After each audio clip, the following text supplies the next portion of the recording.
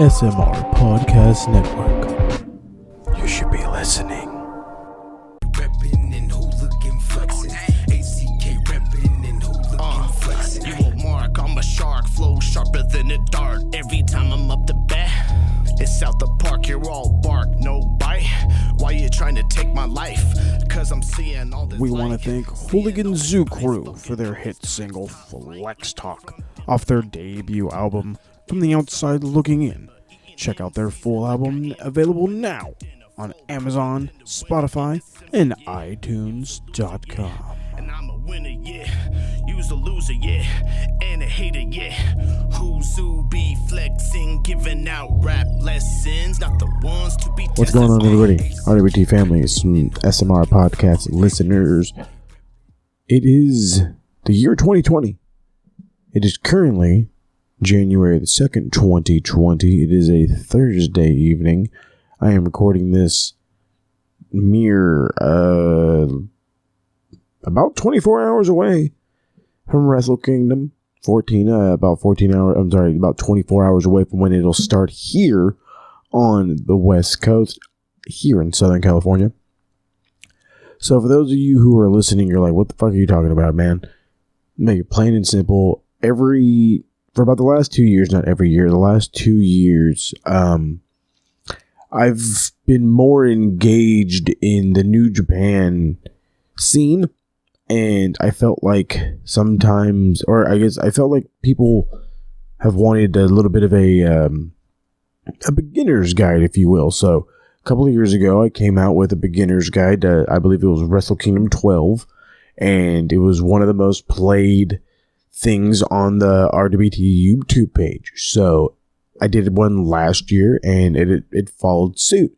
So hopefully again this one will continue to follow down that fantastic trend of, gaining lots of listens and such. But for those of you who are aware, Wrestle Kingdom is, like I said, mere 24 hours away. It is going to be a 2-day event. That is the big hype about it. Wrestle Kingdom, for those of you who are still asking, like, what the hell is Wrestle Kingdom? Wrestle Kingdom is New Japan Pro Wrestling's biggest show of their year. This is their WrestleMania, their Starrcade, I can't think of anything else at the moment. All Out, if you need that much of it's their takeover, if you need that much of a recent reference. But normally what it is they just do like one great big show in a Tokyo Dome, fits about 80,000 people that normally sell out, and they have a great show. Maybe a couple matches of the year. Most of the time, there's normally 1 to 2 matches from 4 days into the new year that at the end of the year are still considered match of the year. So a lot of things happen. But like I was saying, this year's a little bit different. There is a few not a few tie-ins, but there's a few big stories going into this whole thing. The biggest one of them all is the fact that it's going to be a 2-day event. That's right, 2 days. So what it is it's going to air tomorrow. Granted, we are here in the United States. I'm here in Southern California. So to make it plain and simple, it airs the 4th, and the 5th is the days they have it planned. So I'm not too sure of what time it starts tomorrow. It starts at 11 p.m. Again, for the West Coast feed. Starts at 11 p.m. tomorrow night. And I believe Saturday night, I want to say, is 9 p.m. Don't quote me. Make sure you are checking all the stuff out. You can very simply just sign up for New Japan World, $10. It's nothing. You get it all month long, and you can cancel right afterwards. You'll get to witness history, because again, this is the first time that they've gone, back-to-back nights.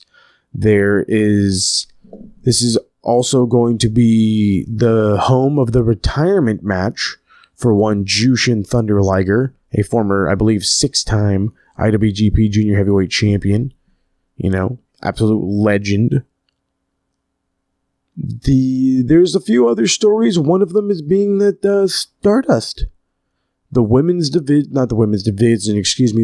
promotion based in Japan, is going to get an opportunity to shine, no pun intended, on the biggest stage you can shine on in Japan.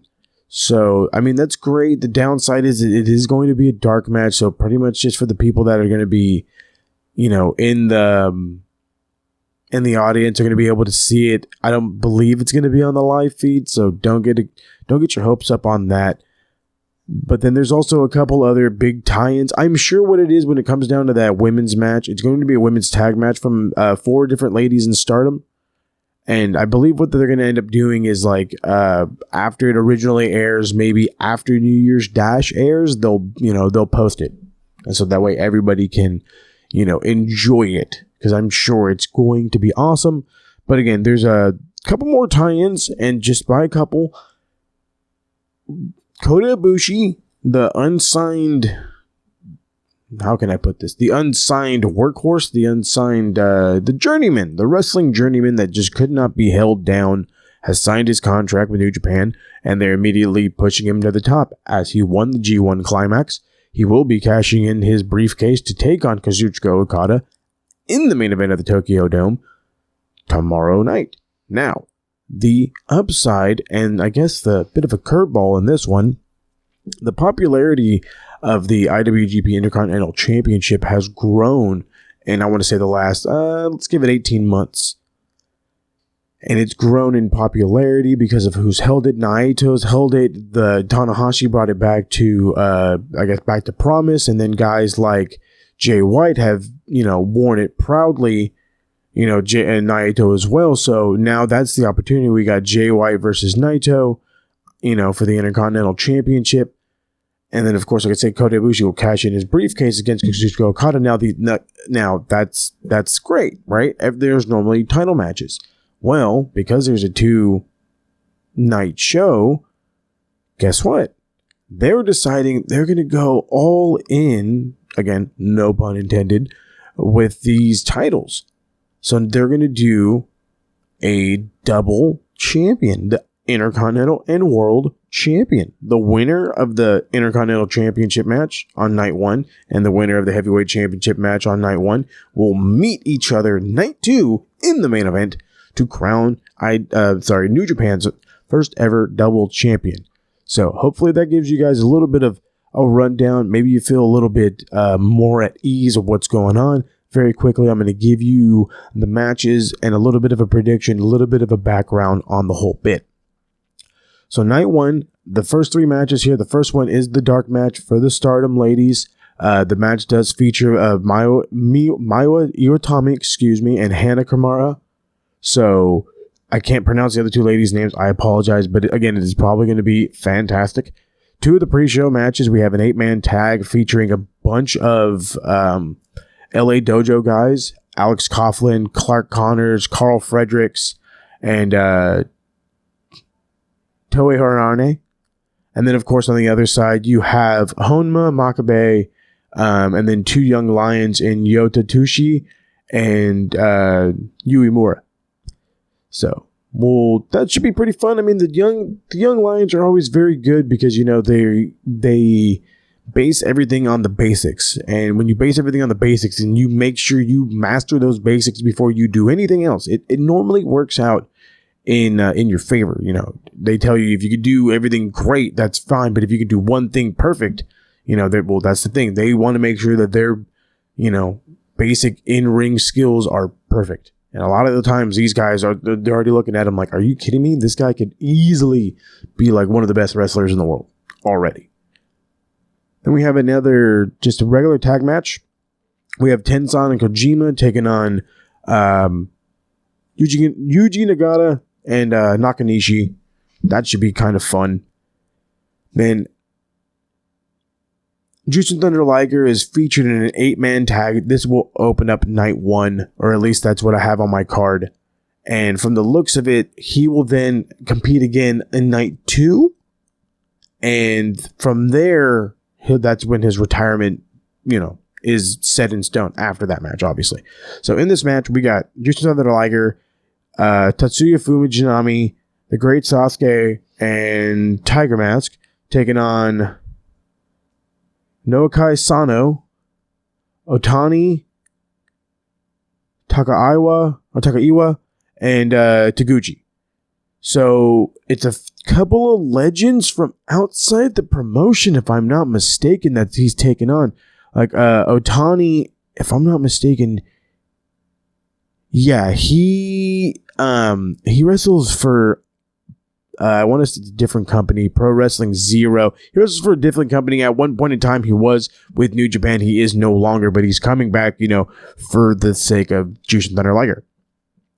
We have an 8-man tag. Los Ingobernables de Japón. We have Evil Sonata, Shingo Takagi, and Bushi taking on Suzuki-gun, Miro Suzuki, Taichi, Zack Sabre Jr., and El Desperado. Another 8-man tag. Chaos versus the Bullet Club. For Chaos, you got Goto, Ishii, Yano, and Yoshihashi. For the Bullet Club, Bad Luck Fale, Chase, Owens, Kenta, and Yujiro Takahashi. Then we have the IWGP Heavyweight Tag Team title match. The Gorillas of Destiny, Tamatonga Tongaloa, will take on Finn Juice, which is the team of David Finlay and Juice Robinson. The great thing about Juice Robinson, he's actually in line for a U.S. Heavyweight Championship match as well, and he will compete for that on night 2. I will get into that when we get to night 2. So one of the big matches, and this is one of the other big draws I didn't mention, Moxley was there. He eventually got hurt. He had to drop the U.S. title due to his injury. They since put it on a guy who is legit just did wonders for the belt so far. He looks like an absolute stud, and that guy's Lance Archer, one half of the Killer Elite Squad with Davey Boy Smith Jr., who I don't believe is still with New Japan, so you can probably go ahead and scratch that. But, Lance Archer, the current IWGP US Heavyweight Champion, and he will take on Jon Moxley, and Jon Moxley wanted this match, and this match is a Texas death match. This match can only be won via a 10-count knockout or submission. So it's pretty much I quit. So I'm not exactly sure what they mean by Texas death match, because there's been so many different iterations I can't even fathom of what it means, but I assure you it's probably going to get pretty darn crazy. We have the IWGP Junior Heavyweight Championship match. The winner of the Best of the Super Juniors takes on the winner of the Best of the Super Juniors was, I believe, Will Ospreay. Anyway, let me reframe. Will Ospreay will take on Hiromu Takahashi, the returning Hiromu Takahashi, for the IWGP Junior Heavyweight Championship. In the, co-main event, as they like to say, Jay White will defend his IWGP Intercontinental Championship against one Tetsuya Naito. And then, of course, in the main event, we got the IWGP Heavyweight Championship, Kazuchika Okada defending against the G1 Climax winner, Kota Ibushi. Very quickly, let me give predictions for night 1 for the 8-man tag featuring Jushin Thunder Liger and Fujinami. I'm going to go with Liger. I believe Liger is going to win both nights, probably even get the pin for on both nights just to look strong going out. I don't think they want him to lose on his way out, but who knows? We will see. Maybe that is one thing worth looking forward to. And the next one, it's Los Ingobernables de Japón taking on Suzuki-gun. I take Suzuki-gun. I think, they're just dirty players, if you know what I mean. And I feel like they're going to get the win. They want to make Minoru Suzuki look good, or maybe Evil and Sonata need to look that good, beating down them. We'll see how it goes. I guess it can go either way. My pick is still with Suzuki-gun. In the next 8-man tag, Chaos versus the Bullet Club. I take the Bullet Club. I mean, come on, people. It's faux life, baby. Nothing more to be said. Maybe even Kenta getting the win here. And for this IWGP Tag Team title match, you know what? Give me some Finn Juice. Because I really don't think Juice Robinson is going to be able to win the U.S. Heavyweight Championship on the following night. But I've seen the Gorillas of Destiny lose the belts before. It hasn't hurt them. So, yeah, make it happen. I totally dig that. The Lance Archer, Jon Moxley, IWGP US Heavyweight Championship match. Now, see, this is where things get a bit tricky. If Moxley wins, what are the chances we see that that US Heavyweight Championship belt on AEW television. For all we know, that's a very likely thing. At the same time, we can't be 100% sure. You know, we know that the challenge has been issued, you know what I mean, by one Hiroshi Tanahashi. He says if he can beat Chris Jericho, he would like a shot at the AEW World Heavyweight Championship, and I love the idea. And the idea is for pretty much for that forbidden door to be open and allowing some New Japan guys to go work with AEW. Now, I don't know how well that's going to work out. Signs are pointing that way. I mean, for crying out loud, New Japan has decided to leave Access TV for their American coverage. And within doing so, you left Impact on there, 1, and 2, you left a big hole. The New Japan product was on there for about 5 years, if I'm not mistaken.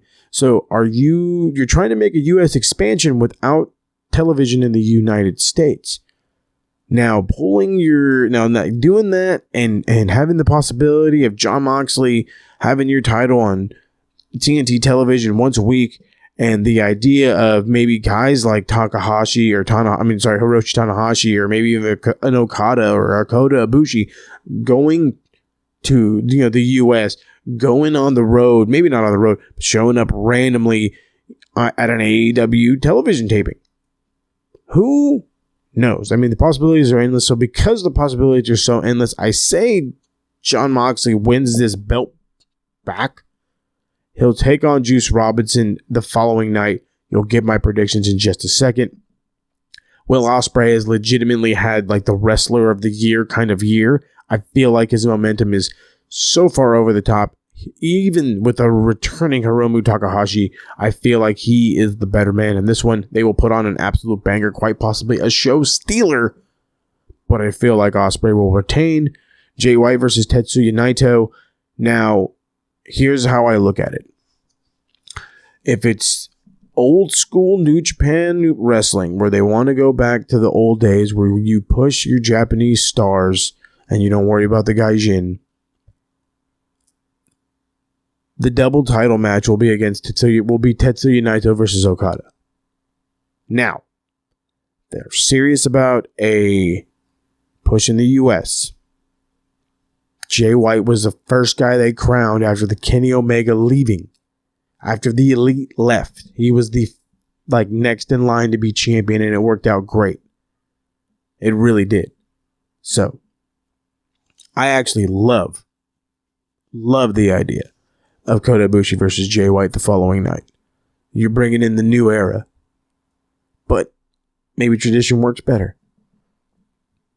Maybe it's Okada and Jay White. That's what I'm thinking, but because I am so optimistic, I'm actually going to go with Jay White winning the IWGP retaining the IWGP Intercontinental Championship, and Kota Ibushi not only winning the G1, but turning around and cashing in that lovely briefcase to then become the first, or for him becoming IWGP Heavyweight Champion for the very first time.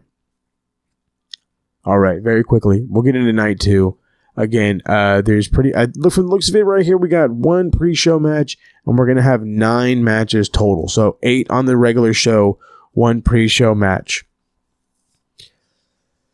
So this is a gauntlet match for the never openweight 6-man tag team championships. We have Makabe, Yano, and Taguchi taking on the team of Ishii, Tomohiro Ishii, Yoshihashi, and Robbie Eagles, taking on the Bullet Club, team of Chase Owens, Bad Luck Fale, and Yujiro Takahashi, taking on Evils, Shingo Takagi, and Bushi, taking on Suzuki Gun, Taichi, El Desperado, and Kanemaru. Then we have the tag team match that will end the career, in such nice words, of one Jushin Thunder Liger, and Liger will team up with Sano to take on Ryu Lee and Hiromu Takahashi in a standard tag team match. And again, this is his retirement match. We get the IWGP Junior Heavyweight Tag Team titles defended on night 2. The Bullet Club, Taiji Ishimori and El Phantasmo will defend against Roppongi 3K, Yo and Show, who looked fantastic, by the way, in the most recent thing that they did were like a bodybuilding contest. This guy's like incredible shape. We have the Revolution Pro Wrestling British Heavyweight Championship on the line. Zack Sabre Jr. against Sonata should be a fucking killer match. As I stated earlier, Juice Robinson will get a shot at the U.S. Championship against his to-be-decided opponent, who I think is going to be Jon Moxley. We're going to get a Never Openweight Championship match. Kenta taking on Hiroki Goto. Kenta has stated in the press conferences that he could give a shit about the belt. You want it? Come take it. Then we get the losers from the Okada Naito match. I'm sorry, the Jay White and Naito versus Jay White versus Naito and Okada versus Ibushi. Those losers will face each other in a singles match. Then the co-main event of the evening will be Hiroshi Tanahashi versus Chris Jericho. If Tanahashi wins, he will get a shot at the AEW World Heavyweight Championship. And the main event of the evening, the Double Gold Dash match, as they're calling it, IWGP Heavyweight and Intercontinental Championships on the line against the winners from the main events from night 1. And in my opinion, that will be Jay White and Kota Ibushi.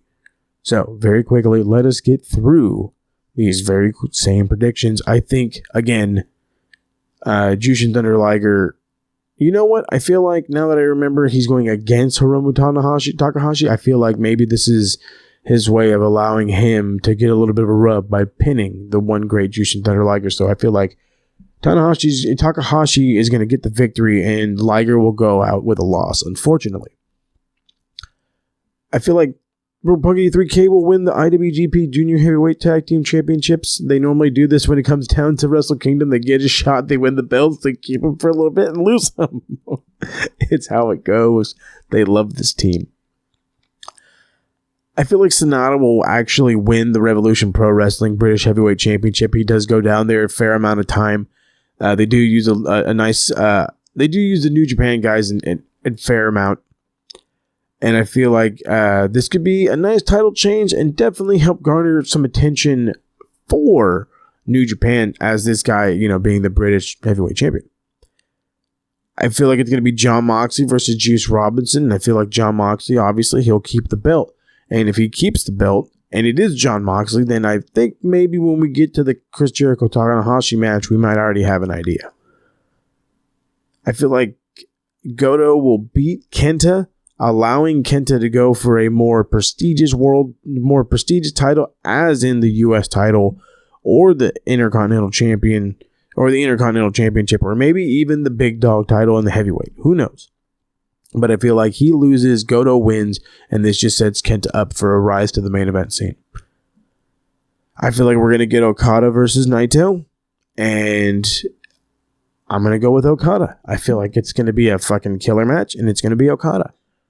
We're going to get Hiroshi Tanahashi and Chris Jericho. I feel like now, and I'm going to say it like this. All signs point to Jericho wins, and that's it. Tanahashi is an older guy. Jericho will look good because you got to win over, the ace of New Japan. But I feel like you don't make moves like getting rid of Access and making a double champion and having these, matches brought to fruition, for future title shots and such. So I feel like maybe, just maybe, Tanahashi wins. And this could definitely help both companies, as they could team up and, one pretty much already taken down WWE, but imagine how good it could really be if they team up. Possibilities are absolutely endless. Anyway, Jay White would be the Intercontinental Champion against the newly crowned heavyweight champion Kota Ibushi in my mind. And I feel like not only does Kota Ibushi like the black strap, he likes the white strap, and he will be your first double champion. So that's that. I mean, I can't put it any other way, ladies and gentlemen, again, these shows are tomorrow night. Let me try to get you some times here. Again, it will air tomorrow night on the West Coast. Again, I cannot specify this enough. On the West Coast, it will start at 11 o'clock. Okay, 11 o'clock. Night 2, I am looking for a start time for you folks. Give me one quick second so I can get that for you. Oh, Lord, that does not help me. I looked up the card. It gives me no information. Here we go. Sporting news. Cheap plug there, sporting news.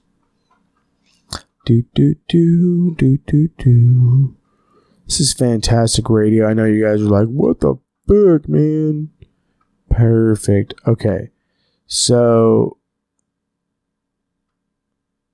it looks like it's going to be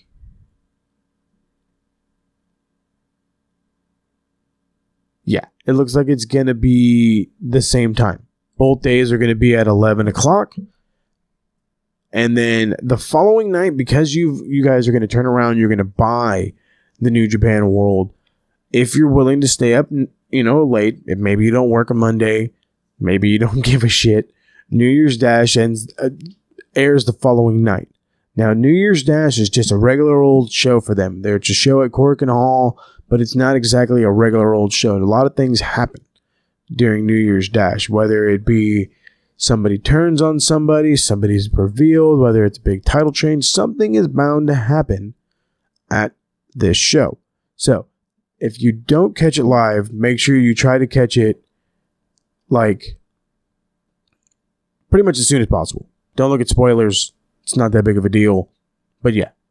So that's it. I mean, I don't have nothing more for you guys other than the fact that if you don't want to spend the $9.99 or whatever, make sure you're following us on all platforms of social media, as I will be live streaming both nights of Wrestle Kingdom live on the Smart Mark Radio Facebook page. All you got to do is follow us on there and very simply catch it. Watch it, enjoy it with us, give us a chat, the whole 9. Our review is coming after both shows go down. Keep your ears and eyes plugged to the social media to find out when all that stuff drops. So, again, like I said, follow us on all platforms of social media, Facebook, Instagram, and Twitter at SMRPodNet. You can catch us at anchor.fm/SMRPodNet to find out where every place you can find this fantastic podcast, including awesome places like Spotify, Apple, iTunes, Google Play, Breaker, Radio Public, and quite a few others. Want to thank my man Paul Morales, who's not here tonight, but he's always in my hearts. Want to congratulate everybody from the RWT Awards. I want to congratulate Max Wrestling on winning Podcast of the Year. I want to congratulate the Captain Dazzy Lee on his awards, Mike Larkin on his awards. I like to thank everybody for all the nominations. I had 20 nominations and only one actual victory as a member of the Queen's Court, but I'll take it any day of the week because this is all in good fun. This is all motivation builder. When you don't win the top prize, it makes you hungrier for that top prize. Anyway, I appreciate you guys. Make sure you're following us on Facebook. You can be a part of the RWT group, no problem.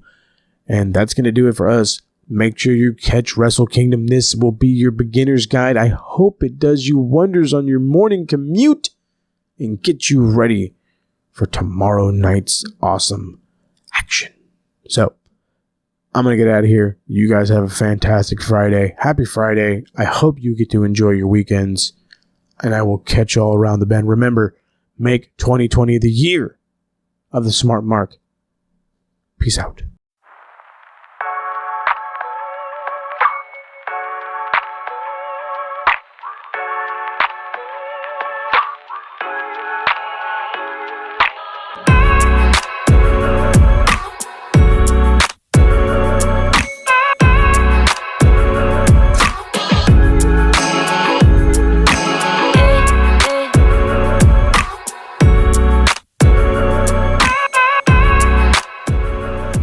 going on, everybody? RWT family, SMR podcast listeners.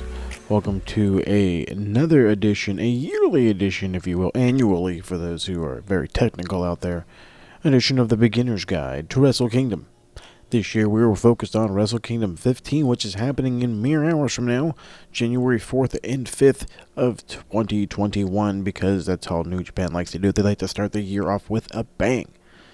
So, for those who have been following me, I've been doing this for the past few years. It's a way to help the casual, curious, and even die-hard fans get a little insight on the biggest show of the year for New Japan that happens at the beginning of the year. Last year, New Japan decided to make their show a 2-night event, which was topped off by the Gold Dash, which were the crowning of both the IWGP Intercontinental and Heavyweight Championship, combining them into one.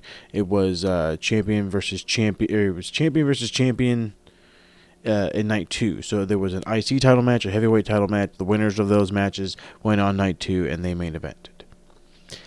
So unlike most years, this is not going to be your typical over-the-top card, mainly because there's not going to be a lot of international travel. Thanks a lot, COVID. You really suck.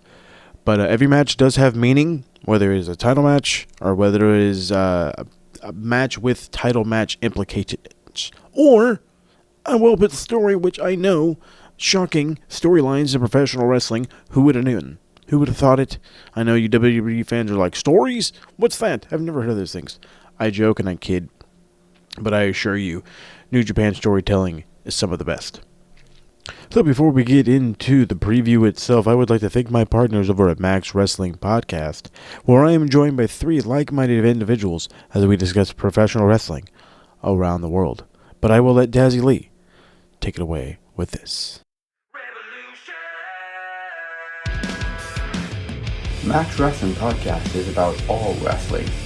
WWE, Impact,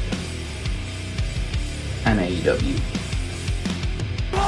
Goddamn deniable. We are the revolution. Won't give up the fight.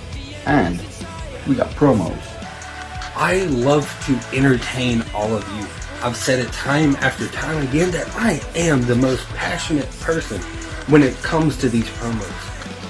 I am the one that makes your blood boil. We got trivia. Who portrayed the fake Undertaker at SummerSlam 1994? That would be Brian Lee. Mark Kapani is the real name of what former WWE superstar? I believe that's Muhammad Hassan. So join us every Thursday on the Max Wrestling Podcast and take it to the max. Go to maxwrestlinguk.weebly.com for more information. Hey, this is the charismatic enigma, Jeff Hardy. Hey, this is Tommy Dreamer, and you're listening to the Max Wrestling Podcast. Hey, welcome to the Madhouse. And don't forget to subscribe on youtube.com/maxwrestling.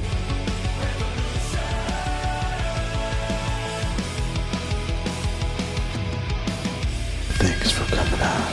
Gracias por venir. And that's right, you can catch Max Wrestling each and every Thursday on Facebook, YouTube, and all audio platforms.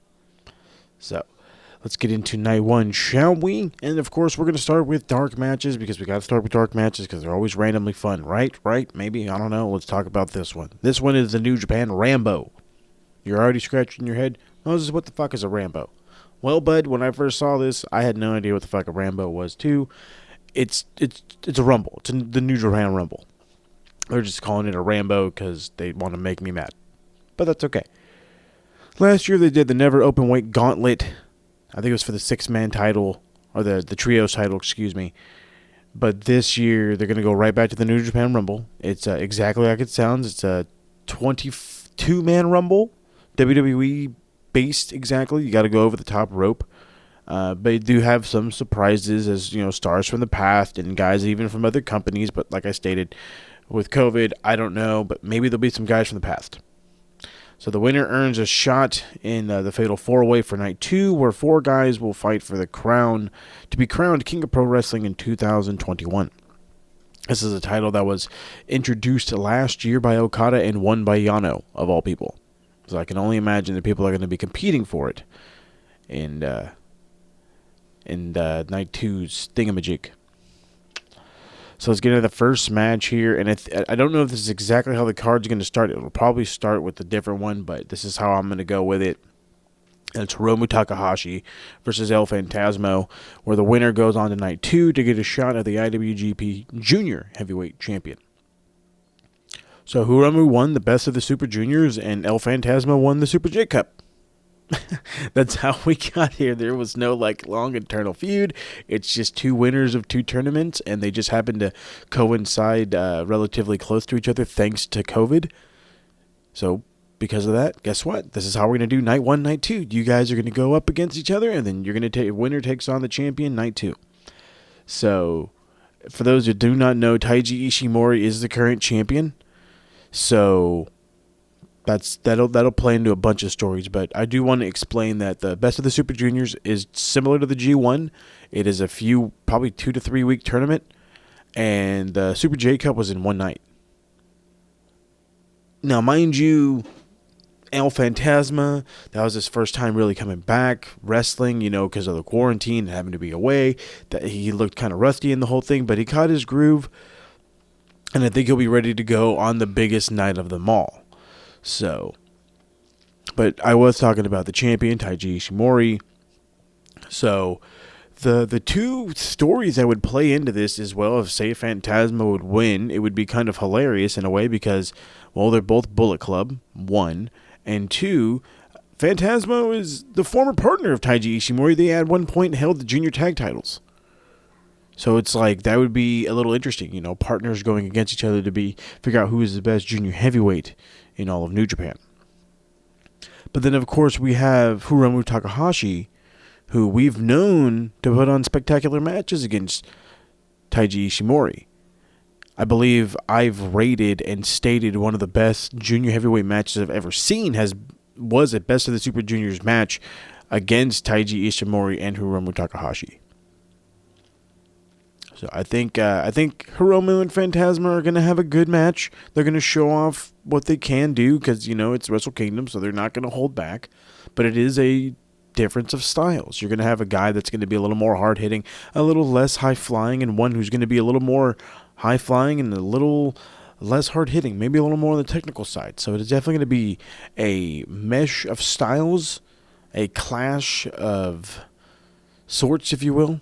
So I'm looking forward to it, but I completely think that Hiromu is going to take this one because they know that they want to see a total banger between him and Ishimori night 2, and maybe that's when Hiromu wins back the junior title. Only time will tell. Hell, we'll know in a couple days. So the next match I have on this one is the Dangerous Tekkers against the Guerrillas of Destiny. And again, you're probably scratching your goddamn head. What in the hell is a Tekker? And that is actually Taichi and Zack Sabre Jr. They're taking on the winners of the World Tag League, GOD, including babyface Tama Tonga. And no, I do not mean that they're babyface, like they're, white meat babyfaces. I mean he's an actual babyface. He shaved off his awesome beard, and for that I hate him. But I'm a man with my own beliefs. So take that for what you will. But in reality, or at least in wrestling reality, GOD has been on a fucking tear. Showing up on New Japan Strong, beating up guys in the U.S., doing work against the Young Lions, and even, like I said, showing out throughout the World Tag League. And with that being said, I do not want to underestimate the champions at all, but this is Wrestle Kingdom. And normally, this is where most teams lose the tag team titles, is at Wrestle Kingdom. I do not remember the last time I've seen tag team champions retain, mind you, at Wrestle Kingdom. That's why I say it like this. So, and that's fine with me. I mean, they lose the tag titles, no big deal. GOD's champions, maybe the Bullet Club hangs on to a bunch of gold. We'll see how the night goes. I feel that this is a good out for Zack Sabre Jr. You can get him right back in the world title picture, or at least in the IC title picture, because they're the same picture these days. But again, maybe I'm the only person that feels that way. Not everybody is a Zack Sabre fan. So another match we need to talk about, because one, it was, I don't want to say highly changed, but for lack of better words, highly changed. Thanks to a lovely injury to one Juice Robinson, we had to change a little matchy match here. And that match was supposed to be Juice Robinson versus Kenta for the briefcase holding the contract of the IWGP US Championship. But we all know that the original idea was Mox would come in and it would be, Mox and Kenta. But again, that didn't happen. So first off, let me explain what happened to Juice. He broke his orbital bone. For those that don't know, his orbital bone, it's around the eye. Yeah, that's a big fucking deal. So this is Kojima's first Wrestle Kingdom match in a while. I honestly, thinking off the top of my head, I think the last time we saw Kojima in a Wrestle Kingdom match was against Juice Robinson in his debut. I'm just saying. So, as I brought up, Moxley was supposed to defend the U.S. title against Kenta, but because that can't happen, at least we don't think that can happen. I do not know about international travel in-depthly, but I will tell you that if they have commentators who have been in the U.S. and have been able to go, it doesn't mean that, other people can't. Now, Tony Khan has stated, other people have stated, Moxley's not going. Moxley's not going. Moxley's not going. Moxley's not going. That doesn't mean that Moxley can't go. That really doesn't mean that Moxley's not going to go. We have to think outside the box here. Have to think about all the... Hey, maybe he doesn't go. Maybe it's somebody else. Maybe it's a free agent shows up and says, he's a guy that can come back to the U.S. and work with AEW. Bring that briefcase back or something weird. There's a plethora of scenarios. But it is what it is. I think this is kind of just going to be a match. I think Kojima is going to do the best he can. When Kojima wants to turn it on, he can turn it on, and he can have good matches. He's a great seller. He's a guy that you can get sympathy on, and he can definitely build off of that and turn it into something relative to a good match. Kenta is good enough to help carry him. I really hope Moxley does show up and just kind of like... This is okay. Let me stop here. This is my dream scenario here. My dream scenario is Moxley beats up Kojima in the back. All of a sudden, you hear the whole Kojima's theme. He doesn't come out. All of a sudden, the music stops. Moxley's music or New Japan music hits. He comes out, they have a match, Kojima wakes up from the beating, decides, holy crap, you took my goddamn title shot, costs him the match, that's costing him the title, sending him back home with egg on his face. Which, it wouldn't be terrible. It would help build credibility to Kojima for being somewhat of a badass. You're taking back what's yours, how dare you try to punk me. I don't know. I think worst case scenario, Kenta wins, and he continues to just call out Jon Moxley, saying, "You're scared," while they figure out what the fuck they can do. How can they get the belt off this guy? Must they make him relinquish it? Whatever. Another match that's gonna be, because let me just get into this. Hiroshi Tanahashi, excuse me, versus the Great Okan. And so I'm still not sure why they really made this match. They were just like, hey, the Great Okan's back from London. We need to do some shit with this guy. They put him in the thing with Will Ospreay, the Empire. They called it the thing, the Empire. So, yeah, they're doing this. And I'm just thinking, like, Gato's got to, like, look around the room. And he's like, well, you can't have a bad match with Tanahashi, right? Right? I was like, well, I don't know. I mean, I really don't know. This guy's slow. He's a very slow worker. Like I said, he was in England. He was tagging with Rampage. For those who remember Rampage, former WCPW World Champion, kind of like a fat, kind of big guy. I don't remember. I liked him when I was watching him. At one time, he was ranked inside the top 500 by PWI while being in London. So, but looking on the other side of the spectrum here, Tanahashi, or some Americans know him as Sinahashi, is pretty banged up. He's been battling knee injuries, bicep injuries for at least the past year plus. I would not be surprised if this is a way to help out the Great Okan because he's a young kid coming back. He is a young lion, up changing some stuff before Tanahashi goes on a long rest break where he can heal up and do something on his comeback reign, if you will. And I'm just hoping Tanahashi could bring out something in this guy that I would actually want to see, because right now this is the one match I'm not excited for, but I still think the Great Okan is going to pick up the win. Now, one match I am looking forward to, and I do think it's going to be a abso-freaking-lute banger, is Will Ospreay versus Kazuchika Okada. And to say I'm excited about this match is a complete and total understatement. As of right now, I think this is a show-stealing kind of a match, and it's going to steal the show for both nights. Now, granted, again, that's with that junior title match being a possible Hiromu and Ishimori. You know, that's a possible Jay White and Kota Ibushi.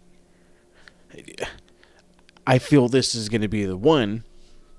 Well, they've somewhat had a small friendly rivalry going for like the longest time because they were both in Chaos. Ospreay started to go, when he went heel, he started up Empire, he left Chaos, obviously, and Ospreay has just looked good since returning to New Japan. The quarantine did him good. He got big, he got wide, he put on some muscle. You can tell he's getting serious about the heavyweight division, but then once hitting the ring, he was on Cloud 9. I don't think he ever came back down from Cloud 9. He wrestled on Cloud 9. Like, everything about him was just up there. But guys being on a certain level is one thing, because Okada is the level. But the thing with Okada, and he's not the same Okada. He's not the Okada 2 years ago that was Kenny and Okada. He's not the same Okada. He's a lot different Okada. He's a slower worker. He's a more methodical, less flashy worker. But what I mean by he's, I guess, turned it off, is coming out of the G1, he has really slowed it down. He has not done too much. He has not gone over the top. You know, he's been winning with the basics, the absolute basics. And boy, do I ever mean the basics. This is one of those matches where it's like, you know, both guys are destined for the world title picture, but a loss to either one of them can make them fall down the rankings in a bad, bad way. And I sit here and I think about it, and I really want to say that there's no way that Okada should lose this, but I sit here and I think about it with all of my brain power, and I think to myself, who is the one guy that can survive this loss? And as I'm typing up my notes earlier, I'm like sitting here and I'm like, well, Ospreay, you know, he's always been the guy that, you know, he gets so far and then he falls, but he gets so far and then he falls, you know, but he's the top of the junior division, you know, but he'll lose it. But he's the top of the junior division, but he'll lose it. And now that he's heavyweight, you know, maybe things are different, right? Maybe this is where he beats the Great Okada and, you know, takes that next step towards title reigns. And that's a very big possibility. And like I said, the question I eventually asked myself was who could take this loss and recuperate. And the only answer I came up with was Kazuchika Okada. So with that being said, I feel Ospreay is young. He's popular. He's up and coming. Especially with this new group, especially being this heel kid, the whole everything. I think this is now the time where Ospreay beats Okada. And with that, I apologize to one, Kazuchika Okada. So I did not expect this lively part 1 of my beginner's guide to be so hot darn quick, but it looks like we're already towards the main event here. And I'm here to talk about Kota Ibushi against the double champion Tetsuya Naito, IWGP Heavyweight and Intercontinental Champion, Probably should say it the other way around. Whatever, double champ. And I wrote in my notes, welcome to another edition of How I Can Break Your Neck. Because these guys love to check each other's necks, and sometimes I feel like they absolutely hate each other. But Kota is the first person to win the briefcase in back-to-back years since Hiroshi Tenzan in 2003-2004. I think this is finally Kota's year to be crowned. I know I said it last year. I probably even said it the year before. But the fact is it's like you've set it up to where he cannot go any higher than this. Unless you want him to be an Antonio Inoki and he just wins G1 after G1 after G1 after G1. You know, how much further can this guy go? I think it's time to finally crown him. So, in retrospect, though, Naito is a megastar in Japan. He's bigger than most other athletes, so him losing the title, honest to God, won't hurt him. It would even allow him to get out of the spotlight, pull a Tanahashi, if you will, go get some rest, ensure his body's good, be ready for a comeback. He's been dealing with knee injuries, for those who notice how bad his knees are always taped. So, Kota winning could be the ultimate crowning for a guy who was a star in this company and wasn't even under contract. So, I'm all about Kota Ibushi taking the win for this one. So, very quickly, I was talking about a little fantasy booking. So, I do want to get a little bit into it. And I think if COVID wasn't a thing and AEW was actively trying to work with New Japan, I think this could have been a night one where we saw Kenny versus Kota. And the winner goes on to face, you know, the two-title guy, whoever that would end up being, maybe Naito or Jay White, I guess, would probably how it would have looked. I was like, so can you imagine Kenny versus Kota, best friends, having once in a lifetime great match to determine who competes for the world title? Then Kota rides on into the sunset, getting his crowning moment. Sorry, just an idea that I absolutely love. I think this could have been the year we saw Jericho and Okada. I think it could have been a lot better than people are thinking it could have been. Not sure it'd be as good as the one of the three that Okada had against Kenny, but I'm sure it would definitely be within that level. Of course, like I said, there would have been Mox and Kenta, probably would have been awesome. Another interesting kind of off the top of my head match that I was thinking of is we could have gotten the Young Bucks versus G.O.D. I'm just saying. That could have been cool. The possibilities in this could have been absolutely endless. So with that being said, I say the following, and that is fuck COVID. So with that being said, I really hope you guys enjoyed this review as much as I love giving it, or should I say this beginner's guide, not this review. The show is mere hours away. Some of you are probably already watching the dark match right now, or maybe you're waiting till after work to watch the show. But either way, I hope you enjoy this podcast here. We'll be right back the next day to give you night 2, since we get a little bit more of what's going on with it, because half of night 2's card is untalked about, because still got a bunch of dudes who got to wait and put in there. But speaking of things you enjoy, if you're a foodie or a fan of just great video entertainment, I'd like to point you in the direction of a couple of friends of mine, the Too Sweet Click. Harold and Brianna Hunter, they're a lovely couple that travel up and down the LA County looking for fine eateries even during this crazy pandemic. They know their food, and they have fun just being themselves. Like, these guys are just so fun to watch.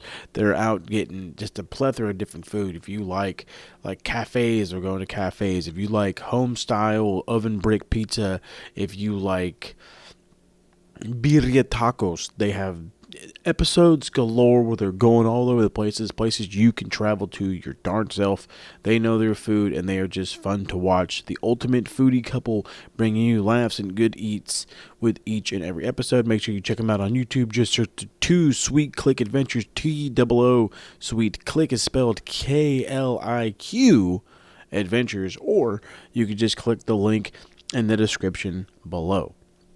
So with all that being said, I will catch y'all around the bend, boys and girls. Thank y'all so much, for real. Thank y'all for joining me for this episode 1 of the Beginner's Guide for the Wrestle Kingdom 15. We'll be back tomorrow with episode 2, and then we will gladly do a gigantic review of both night 1 and 2, so keep an ears and eyes out for that one. And for those looking for more review stuff, we need more review stuff. Moses, what the hell's going on? Retros are coming. Retros are coming. You are going to get a Raw and Nitro dropping with this episode. Just stay tuned for it. It might drop a couple hours later, but it will be there. And then tomorrow we're dropping finally the long-awaited In Your House Mind Games. And then later on down this week, probably Thursday or Friday, I will be dropping in another retro show. So a lot of stuff coming from me. Keep your eyes peeled. I appreciate y'all. Love y'all. Make sure you're liking and subscribing. Facebook, Twitter, and Instagram. Make sure you're subscribing everywhere you can. Spotify, Apple Podcasts, Google Play, Breaker, Stitcher, you name it. We're everywhere. Make sure you're hitting that like, that subscribe. Leave us some comments if you want to give us some input. You just want to say what's up, shoot comments. You want questions answered on this show. Shoot us a message, smartmarkradio619@gmail.com. Or again, list it in the comments. I appreciate y'all. I love y'all. Have a happy 2021. And make sure it is a safe 2021. Catch y'all around the bend. Peace out. SMR Podcast Network. You should be listening.